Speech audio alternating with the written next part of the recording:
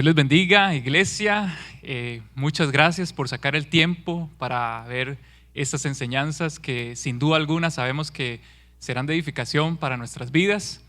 Y en esta ocasión vamos a hablar de un pasaje peculiar, un pasaje que de hecho solo en el Evangelio de Lucas lo podemos encontrar, y es cuando Jesús resucita al hijo de una viuda. Este pasaje se encuentra en Lucas 7, versículo 11 al 17.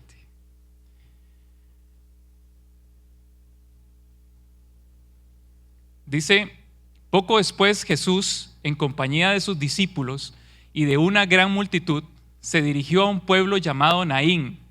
Cuando ya se acercaba a las puertas del pueblo, vio que sacaban de allí a un muerto, hijo único de madre viuda. La acompañaba un grupo grande de la población. Al verla, el Señor se compadeció de ella y le dijo: no llores. Entonces se acercó y tocó el féretro. Los que lo llevaban se detuvieron y Jesús dijo: joven, te ordeno que te levantes. El que había estado muerto se incorporó y comenzó a hablar.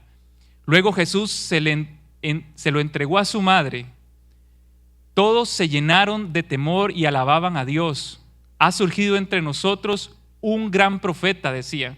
Dios ha venido en ayuda de su pueblo.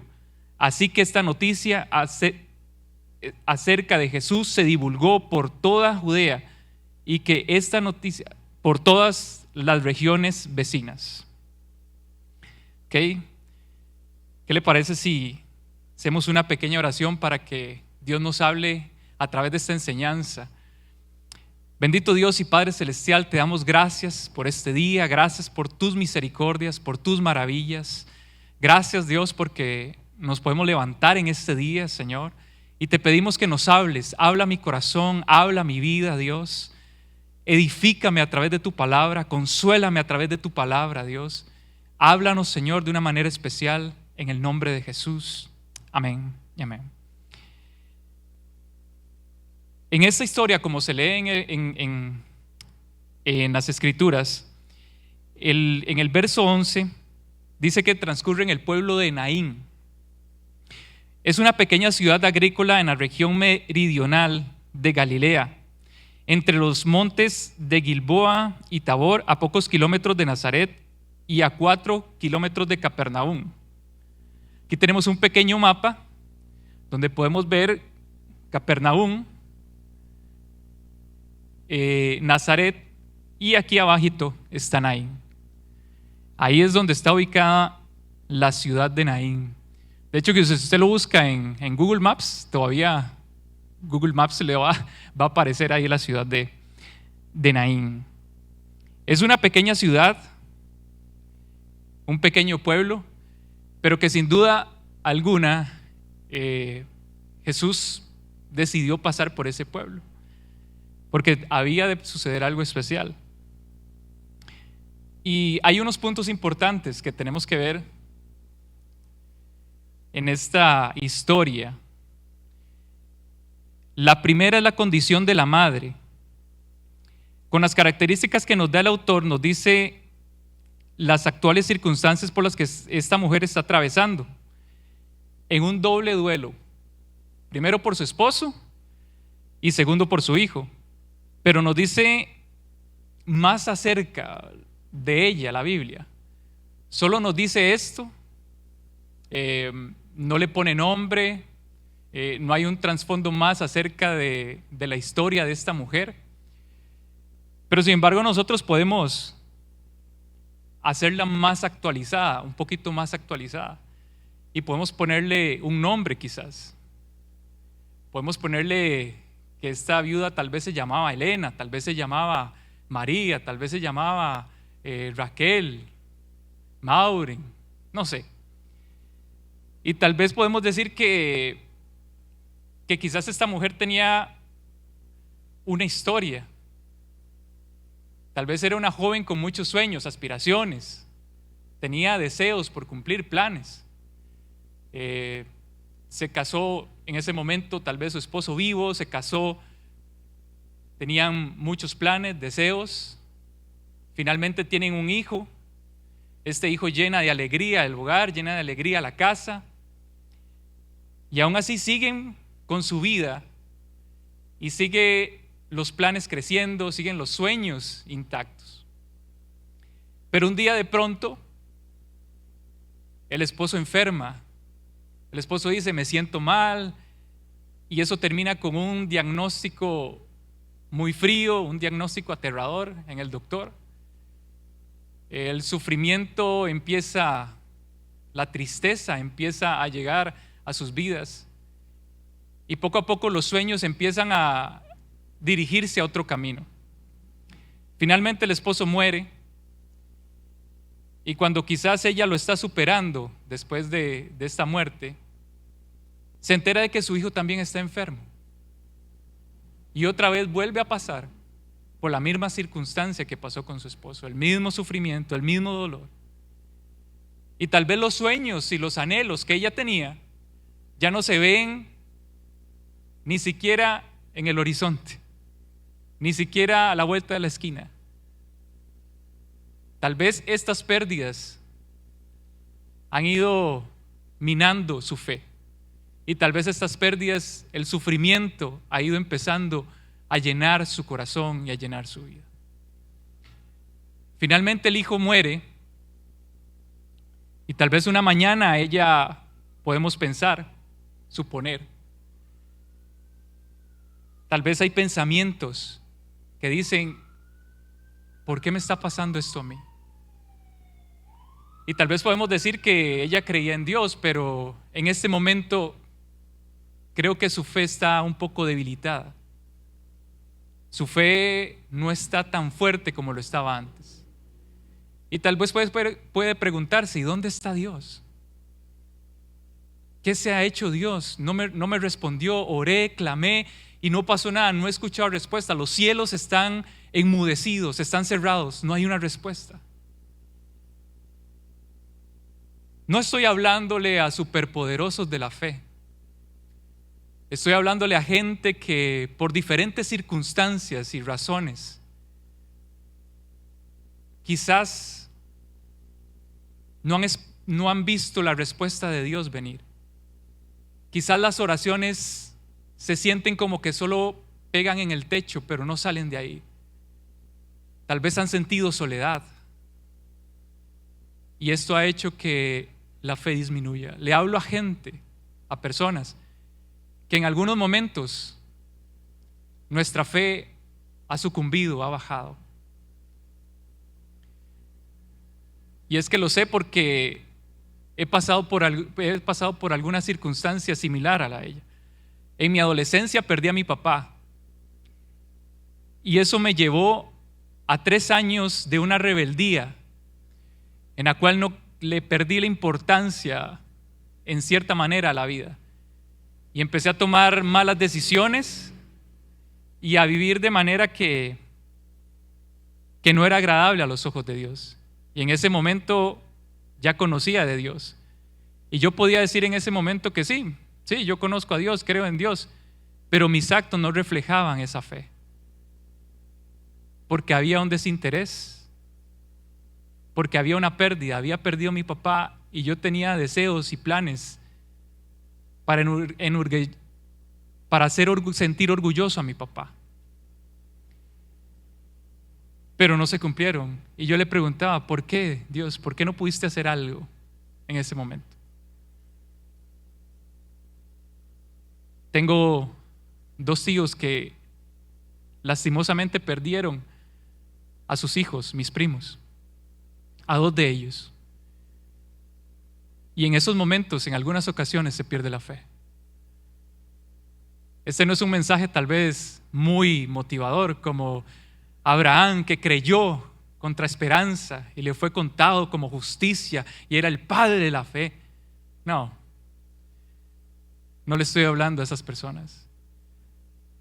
Hoy esta enseñanza nos habla sobre personas que su fe se ha debilitado por las circunstancias de la vida, que han pasado por situaciones que los han quebrado. y que su fe ha disminuido. Y no está mal dudar, pero tampoco está bien que te quedes ahí. Tampoco está bien que lleves una vida sin fe. Por lo siguiente, también vemos la condición del hijo.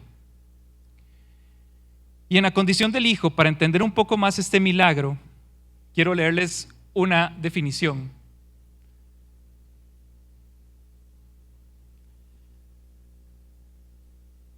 Esta definición es del Centro Nacional de Información Biotecnológica, que dice: los cambios inmediatos tras la muerte están relacionados con la muerte somática, es decir, con el cese irreversible, me gusta esa palabra, irreversible, de las funciones vitales del cerebro, el corazón y los pulmones.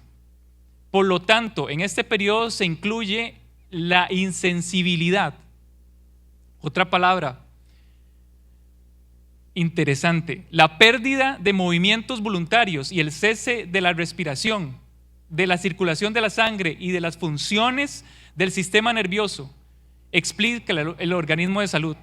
Como consecuencia del cese de la circulación, se deja de producir calor en el interior del cadáver. Este deceso de la temperatura corporal tras la muerte se denomina algor mortis. Algor es del latín que lo que quiere decir es frío. Pero quiero que tengan en mente estas palabras: irreversible, insensibilidad y calor. Eso es lo que pasa físicamente en el cuerpo las primeras horas después de la muerte.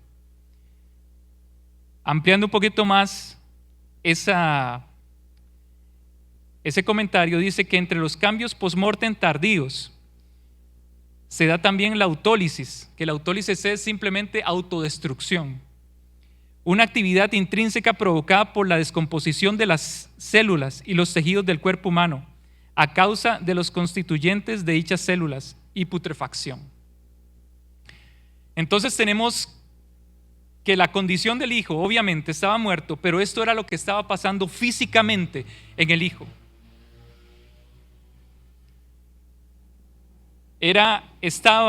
Su condición era irreversible, ya no había sensibilidad y ya no había calor en su cuerpo. Ahora podemos decir que la condición de la madre y que la condición del hijo eran parecidas, porque la mamá ya no tenía la fe tan fuerte.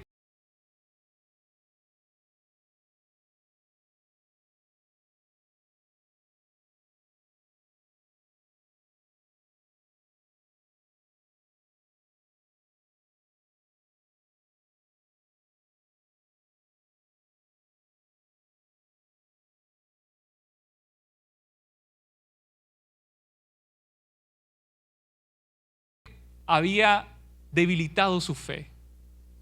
Porque si ustedes leemos en el pasaje base de Lucas, en ningún momento Jesús le manda a la mujer tener fe.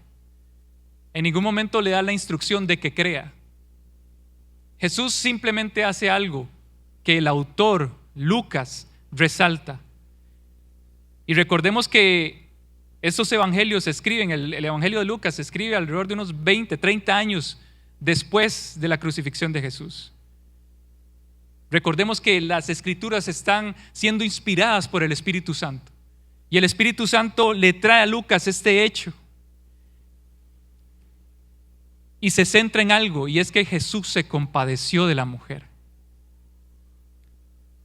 Y al compadecerse de la mujer, lo que Jesús está haciendo es que se está poniendo en el lugar de ella, en el sufrimiento, en lo que está pasando, en lo que está atravesando. Hay algunos ejemplos de un milagro similar. Uno de ellos es la hija de Jairo. En Lucas 8:50 dice: al oír esto, Jesús dijo a Jairo: no tengas miedo, nada más cree y ella será sanada. Vea lo que le manda Jesús a Jairo: nada más cree y ella será sanada. Le manda a creer, a tener fe, a confiar. Un ejemplo más, el de Lázaro.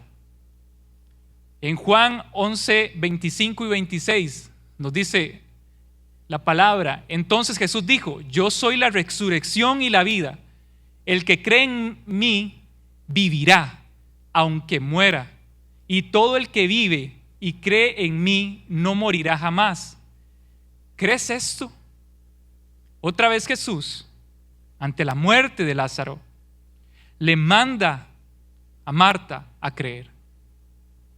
Le pregunta, ¿crees esto?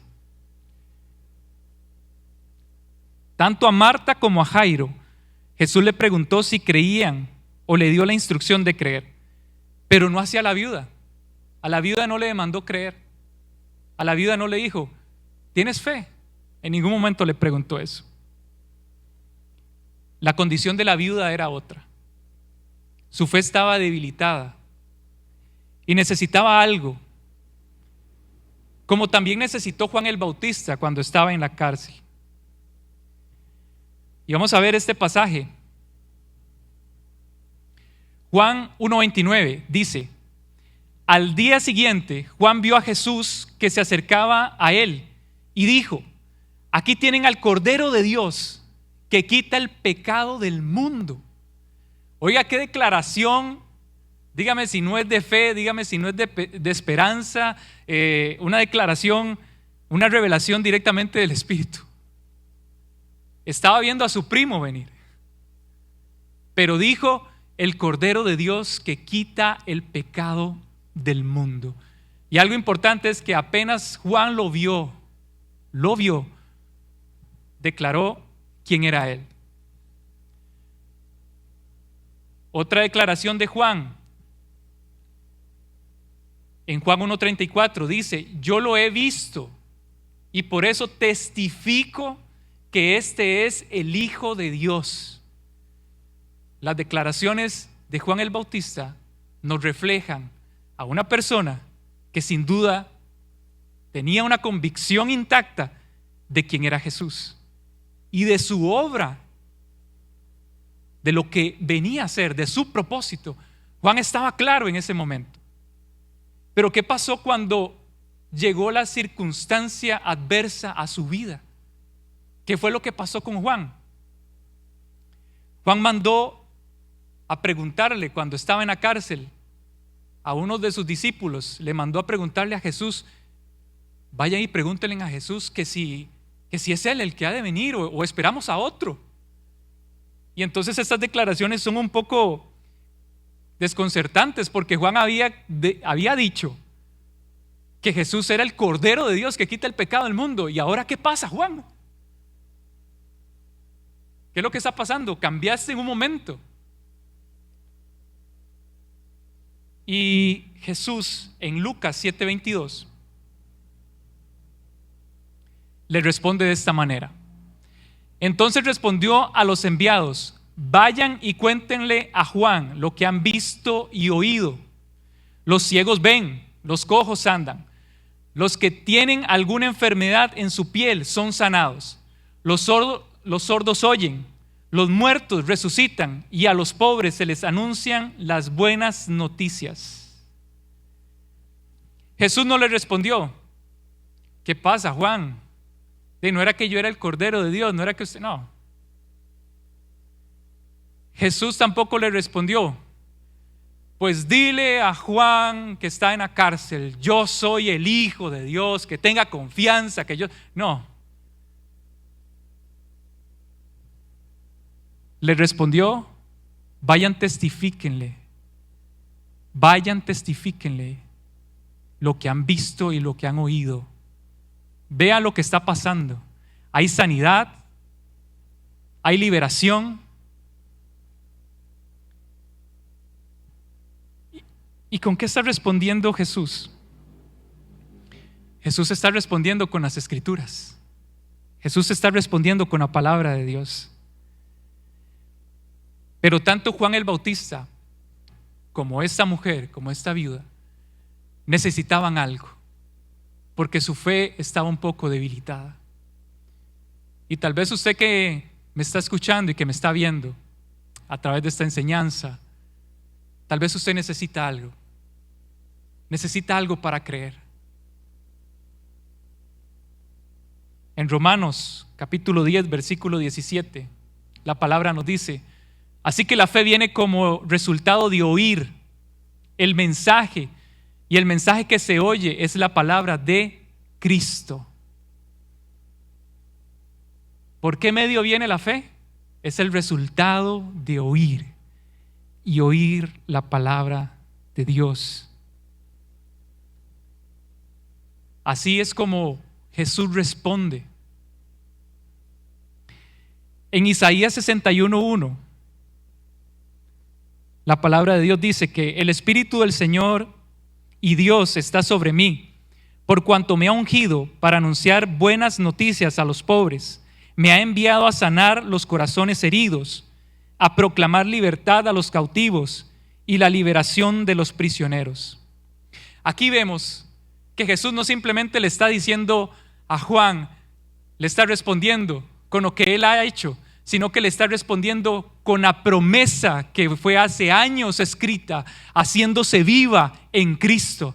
Entonces la fe que Jesús está representando, porque en Hebreos 12:2 dice que Él es el iniciador, que Él es el perfeccionador de nuestra fe, el autor y consumador de la fe. La misma fe, el mismo iniciador de fe se le estaba presentando en ese momento a Juan el Bautista a través de las escrituras cumplidas. En ese mismo momento también, en el momento de la viuda se iba a encontrar con el iniciador y el perfeccionador de la fe. La viuda se iba a encontrar, como dice en Juan 1:4, en Él estaba la vida y la vida era la luz de la humanidad. Se iba a encontrar con la vida. Tanto la viuda como su hijo se iban a encontrar con la viuda, con Jesús. Ellos dos se iban a encontrar con el iniciador de la fe. Y en esos momentos dice que, como leíamos al principio, que Jesús tocó el féretro y que le dijo al joven: te ordeno que te levantes. Y en ese momento vino el soplo del Señor, el soplo de vida. Y se acuerdan las palabras de la definición de lo que pasa cuando un cuerpo está ya muerto, ya fallecido. Dice que los cambios son irreversibles. Dice que ya no hay sensibilidad. Y dice que el calor ya no está. Pero a Dios no le interesa lo irreversible, porque Él puede revertir cualquier cambio. Él puede hacer que el calor vuelva a fluir. Él puede hacer que alguien vuelva a creer, que alguien vuelva a confiar. Y en ese momento las declaraciones son: ha surgido entre nosotros un gran profeta. Las declaraciones eran: Dios ha venido en ayuda de su pueblo. Un momento de luto, un momento de quebranto, un momento difícil, un momento de sufrimiento es transformado por un toque de Jesús. Un toque en el que aquella viuda necesitaba para volver a creer, para volver a confiar. A pesar de lo que estaba sucediendo, a pesar de lo que ella estaba pasando, que era irreversible y que tal vez ya no tenía la fe viva, que tal vez su fe estaba debilitada. Jesús se compadeció de ella y transformó ese momento de sufrimiento, ese momento de dolor, ese momento irreversible, ese momento en que ya humanamente no se podía hacer nada, ya iban a enterrar al joven. Lo cambió, lo transformó en un momento de alegría, en un momento de júbilo, en un momento de bendición. Y podemos concluir que lo irreversible y la insensibilidad y el calor volvieron tanto a su hijo como a la viuda. No importa de dónde vengas, ni el estatus que tengas, ni la familia que sea, Tienes a un Dios que sabe y le importa tu dolor. Tienes a un Dios que te va a usar para que otros le glorifiquen.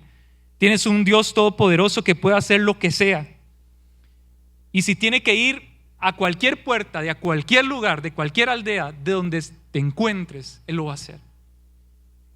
Porque Él conoce nuestra situación. No importa la situación que usted tenga. Si usted dice, estoy como la viuda,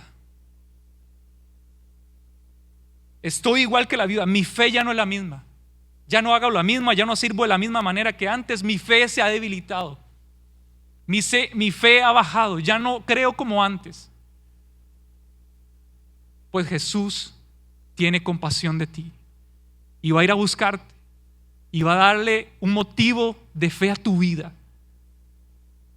Así como se encontró con una viuda, el iniciador y perfeccionador de la fe va a ir a encontrarse contigo, porque Él es el medio por el cual aumenta nuestra fe. La palabra de Dios viva ahí, Jesús. Eso es lo que necesitamos. Eso era lo que necesitaba la viuda. Eso es lo que necesita usted y yo, el iniciador de la fe. No importa la circunstancia, no importa la situación, no importan los años que usted ha vivido. Aquí nos dice que llegará un momento en que Jesús irá y se topará contigo, porque le importas, porque el autor de Lucas nos deja claro que Jesús se compadeció. Y compadecerse no es otra cosa más que sufrir juntos. No es otra cosa más que percibir y comprender el dolor de los demás. Eso fue lo que Jesús hizo con esa viuda y lo que Jesús nos está hablando aquí y que quiere hacer con nosotros y que lo que quiere hacer contigo, donde sea que estés, en el momento que estés, en el año que estés, en la temporada que estés, en el sufrimiento y el dolor que estés pasando. Jesús se compadece de ti y sabe lo que has vivido y sabe lo que has pasado y sabe lo que necesitas, y lo que necesitas es a Él, es encontrarte con Él, porque Él te dará la fe que necesitas. Él iniciará tu fe, Él potenciará tu fe. Eso es lo que nos dice la palabra en esta escritura. No importa si no tienes fe, si has dudado. Lo que necesitas es al iniciador, al autor de nuestra fe, a Jesús. Y hoy Jesús aquí nos da una esperanza, a Él mismo, como le dijo a Juan. Claro que soy el mismo, claro que soy el que esperaban, claro que soy el que ha sido profetizado de hace años. Aquí está la promesa hecha carne, porque Él es el verbo de Dios. No quiero terminar sin orar y decirle a Dios: Señor, gracias por tu palabra, que es viva, que es eficaz, que entra hasta lo más profundo de nuestro corazón. Señor, oro por esa mujer, oro por ese hombre, por ese niño, ese adolescente que está en una circunstancia donde su fe se ha debilitado, como la viuda, donde ya no sabe si creer, ya no sabe qué hacer, ya no sabe si seguir orando. Pero que hoy, Señor, tu palabra fluya, que hoy tu palabra, Señor, a través de esta enseñanza llegue a sus corazones. No importa el pueblo si es pequeño, no importa la ciudad, no importa el nombre, no importa lo que hayas hecho. Señor, llega, Jesús, llega con tu palabra, inicia esa fe, que crezca, que encienda ese calor. Si pensamos que la fe está muerta, Señor, tú reavivas, tú levantas, haces, reviertes lo irreversible, y el calor empieza a fluir, y el escudo de nuestra fe se reestructura, Señor, y se levanta en el nombre de Jesús. Un refresco del Espíritu Santo venga a cada persona y a cada corazón en medio de esa circunstancia, en medio de ese dolor y en medio de ese sufrimiento,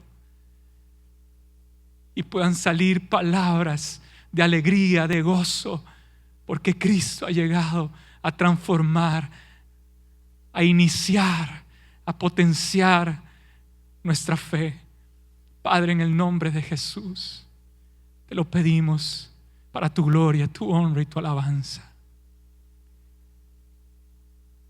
Amén. Esta viuda estaba siendo parte del propósito de Dios.